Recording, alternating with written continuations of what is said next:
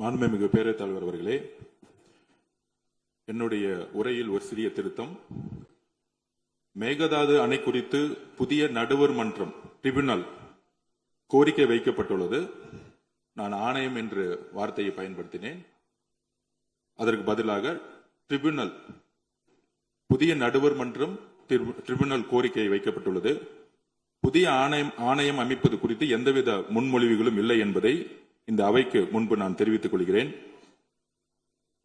புதிதாக கோரப்பட்டுள்ள புதிய நடுவர் மன்றம் ட்ரிபியூனல் மேகதாது அணை மற்றும் உபநீர் பிரச்சனை மட்டுமே எடுத்துக்கொள்ள இயலும் என்ற கருத்தினை மீண்டும் பதிவு செய்ய விரும்புகிறேன்.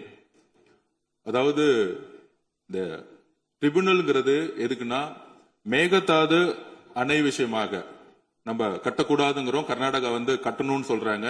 அதுலயும் குடிநீர் தண்ணீருக்காக கட்டணும்னு சொல்றாங்க. அது விஷயமா தான் ட்ரிபியூனல் அமைக்கணும்னு சொல்றோம்.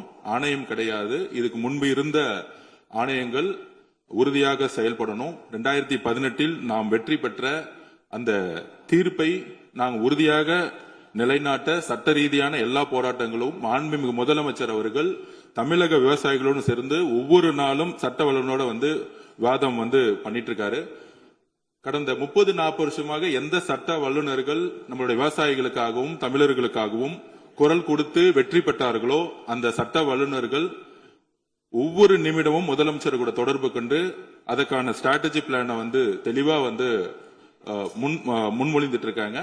உறுதியாக நாங்கள் மீண்டும் கூறுகிறோம், தமிழக விவசாயிகளுடைய உரிமைகளையும் தமிழகத்துடைய உரிமையும் மாண்புமிகு முதலமைச்சர் அவர்கள் உறுதியாக நிலைநாட்டுவார் என்கிறதை நாங்கள் பதிவு செய்கிறோம். நன்றி. மாண்புமிகு பொதுப்பணித்துறை அமைச்சர் அளித்த இந்த விளக்கமும் மாற்றம் செய்ய வேண்டும் என்று கேட்டுக்கொண்ட திருத்தங்களும் அவை குறிப்பில் ஏற்றப்படுகிறது. அதுக்கேற்றாமல் திருத்தங்கள் செய்யப்படும்.